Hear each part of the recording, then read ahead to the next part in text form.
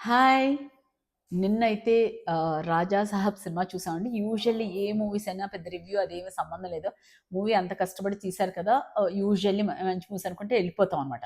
నిన్న అలాగే first show ఎళ్ళొచ్చేసాము. వచ్చేసాక నిన్న ఈవినింగు ఒక ఫ్రెండ్ అండ్ అలాగే క్లయింట్ చెప్పారు.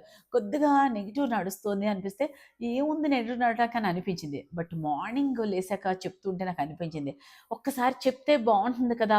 ఇది రివ్యూగా తీసుకుంటారో, ఎలా తీసుకుంటారో తెలీదు. బట్ నాకైతే పర్సనల్‌గా ఏమనిపించిందంటే, ఒక మూవీని మూవీలా చూస్తే వన్ ఆఫ్ ద బెస్ట్ మూవీస్‌లోకొస్తుందండి. ఆఫ్‌కోర్స్ కొద్దిగా ల్యాగ్ అయితే ఉంది.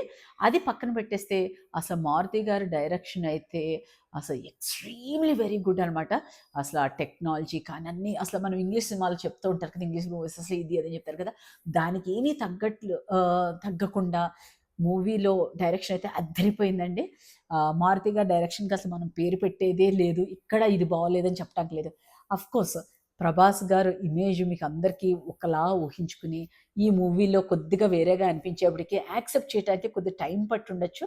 బట్ డెఫినైట్‌లీ ఈ మూవీ స్లోగా 100% ఎక్కుతుందనేది నాకనిపించింది. అలాగే 'ప్రభాస్' గారు ఇప్పటి వరకు చేసిన సినిమాల్లో one of the best comedy timings అదరగొట్టేసారనిపించింది. 'ప్రభాస్' గారు ఎక్స్‌ట్రీమ్‌లీ ఇంకొక జోనర్ చూపించారు అని అనిపించింది నాకు.